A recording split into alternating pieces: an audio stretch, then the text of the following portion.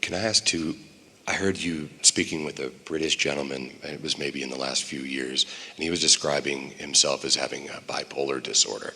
And it was a beautiful conversation that you had, in that, one, you said, call it what you will, but you're just alive. You have an incredible power of focus, you told this man, and that comes out on either end, and that you can get extremely focused on the negative end and extremely focused on the positive end, and that you were encouraging this gentleman to control his contrast better and to start to be able to stay in the lane better. Be aware when you're on the rumble strip so that you don't get off in the bar pit before you try to correct it. Yeah.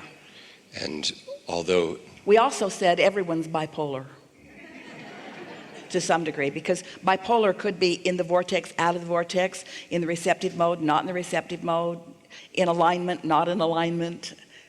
When you really, really, really want something and you're out of sync with it, it feels awful. And when you really, really want something and you're in sync with it, it feels wonderful.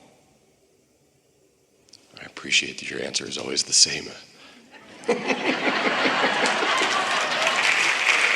It's easy because the laws don't change.